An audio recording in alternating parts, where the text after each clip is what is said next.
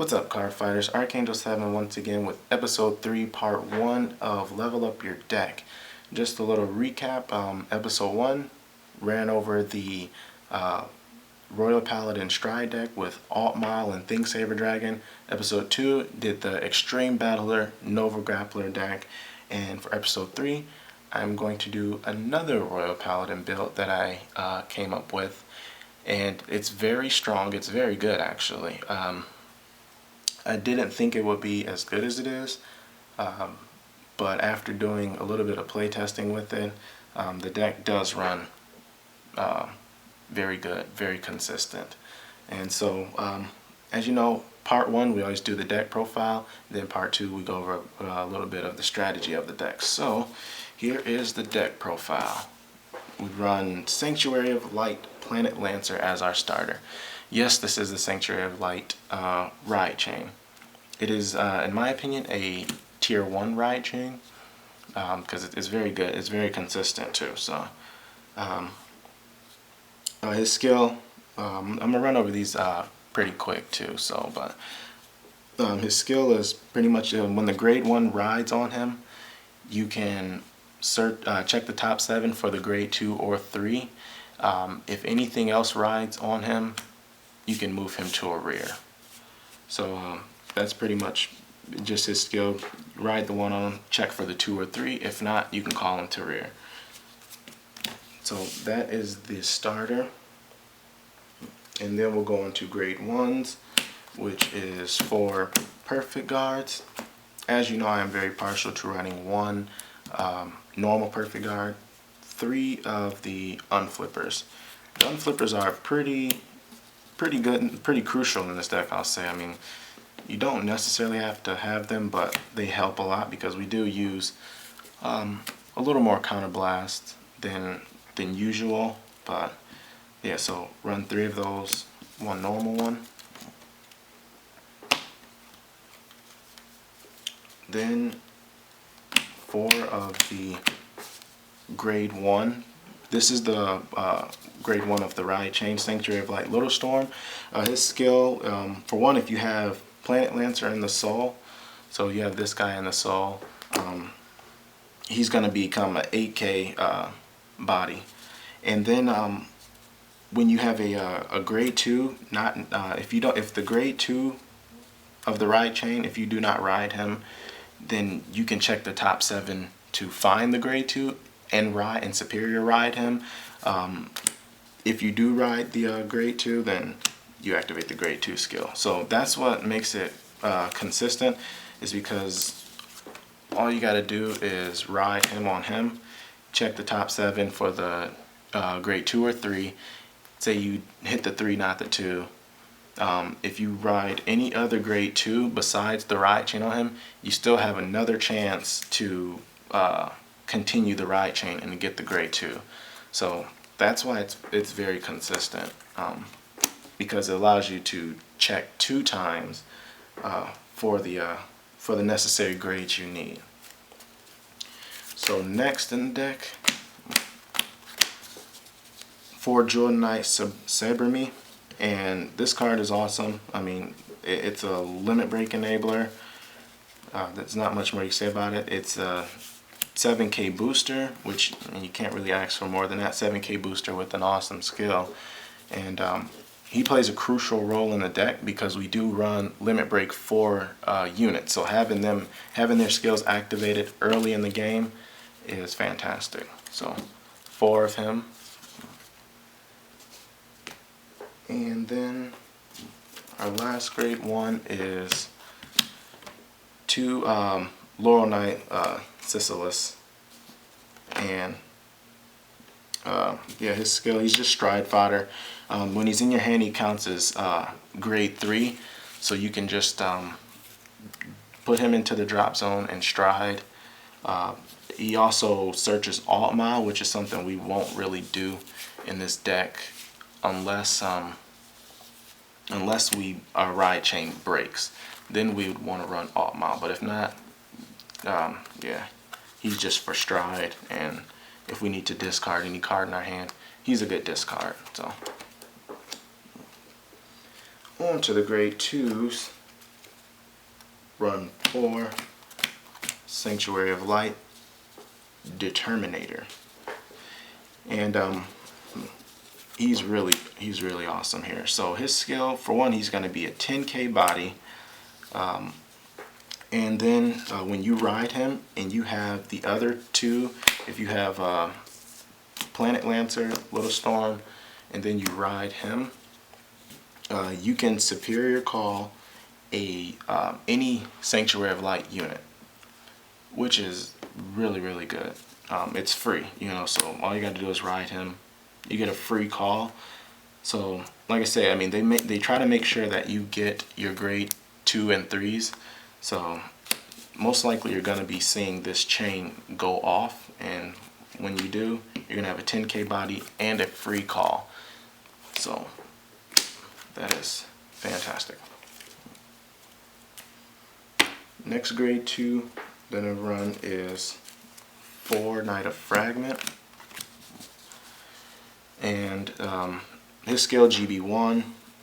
If you have 2 or more grade 2 rear guards, he gets 2,000 power, and he gets a new skill. When he hits the Vanguard, you can soul charge 1 and counter blast and unflip a damage. So that's pretty good.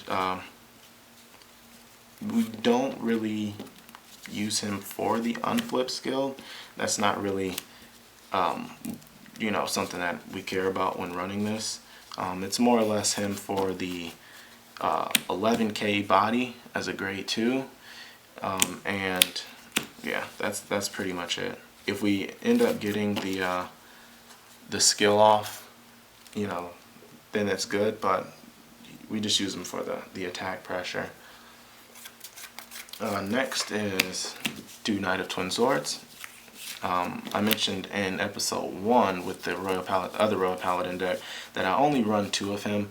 I don't really see a need for running more, just because, like I said before, there's not much.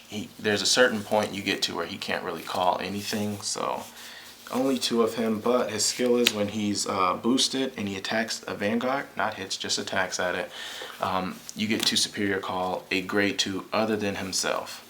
So you can tackle him and superior call a Knight of Fragment or Determinator card. So any grade 2, you can just superior call it when he attacks at a Vanguard and he's boosted. That is a Generation Break 1 skill too. And our last grade 2 is 1 Blaster Blade. This is the original one too. And I have him just because it's a little combo that I will show you in part 2, where he's really good. But he has 2 skills. If they're both auto, and they're both counter blast too. But the first one is if he's on the Vanguard circle, you can retire any unit on the field. The other one is if he's called to rear guard, you can retire grade 2 or greater rear guard. So he's our retirer of the deck. And like I said, there's a pretty neat combo with him that I will talk about in part 2. So, but that's our grade 2 lineup. Grade 3 lineup is going to be 4 Sanctuary of Light Planetoid Dragons, and he is, as long as you get the right chain off, he's really good. He has a limit break 4 where when he attacks, all your Sanctuary of Light units get 3,000 power. So that's very good right there, because we tend to have our field set up with all Sanctuary of Light cards. So being able to boost them, I'll give you an example here of a setup I tend to always have. Is something like this. Just if he attacks with limit break 4, this row is 24, and this row is 21. So yeah, it's a lot of pressure. It's really strong, and it's very easy to have a field that consists of all Sanctuary of Light units because of the superior call ability of the deck. But then he has a own ride skill where it's counterblast 2. When he rides, you can pay the cost and search for a Sanctuary of Light unit. So that's anyone you can get. You can get a copy of himself, call it. You can get the grade 1 or the grade 2. And as long as you have your grade 2 Determinator in the soul, he is a 11k body. So that's him. And then run 3 alt miles. Alt mile is the Vanguard that we want to ride into if we miss the ride chain. So once the ride chain breaks, you do not want to ride Planetal Dragon because he's only 10k body. So ride chain breaks, you want to go into alt mile, and alt mile has GB2. All your units in the front row gets 5k during your turn, which is a lot of pressure. And then he has a stride break skill, which is Counterblast 1. When your G unit strides on him, you choose up to 2 units from your hand, call them, choose 2 units on the field, give them 5,000 power. So that's 5,000 to any units on the field, including the Vanguard. So 3 alt mile, only 3 because he's not our main ride anymore. He's a secondary ride in case the chain breaks. We also have one more grade 3 unit, and that is Sanctuary Guard Dragon. He works fantastic with the deck. He's another Limit Break 4 unit, and he has a continuous ability that Limit Break 4 during your turn. This unit gets 3,000 for each grade 1, and then he also has a on ride skill where when he's placed on the Vanguard, you can discard a Royal Paladin from hand, search your deck for a grade 1 or less, and superior call it. So what's really amazing about him, ever since 16 came out with the limit break enabler for Royal Paladins, if you ride him and pitch a card, you can get your limit break enabler. So as soon as he comes out, he has the ability to have his limit break 4 active. Sometimes if he's in hand, I will ride him first to get the limit break enabler, and then I'll ride Planetal Dragon. So these two if the ride chain is completed, you can ride either one of them and it'll be good. So we do run one of him. Very good card there. Next, on to the triggers really quick. I do have a different trigger lineup that I'm working with. I'm not too sure how much I like it. I might change it, I might not, I don't know. I have to play test it a little bit more. But 4 of the Seeker stand triggers, if he boosts and hits, you can superior call a grade 1 or less from your deck to rear as rest. So I kind of just put him there to set up field for more of your Sanctuary Light units for him boosting, or I'll get the limit break enabler if I don't have him on the field. But those are pretty much the only 2 I go for. Next is 2 of the new stand triggers. Generation Break 1, when it's placed on the rear, you can choose up to 2 of your units and they get 3,000 power. So this is just increasing the power of units like Determinator and Little Storm. It helps them because they're already hitting for numbers, and giving them a little more can really change the game. Next is 3 crit, different art there, and 3 draw, Margos, and then my favorite heal trigger for Idrisil Maiden E-Lanes.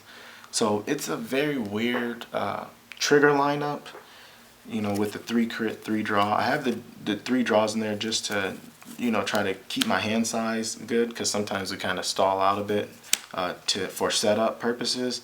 So I got the draws in there to kind of increase hand size. I'm still, like I said, I'm still debating on this trigger lineup. Tell me what you guys think.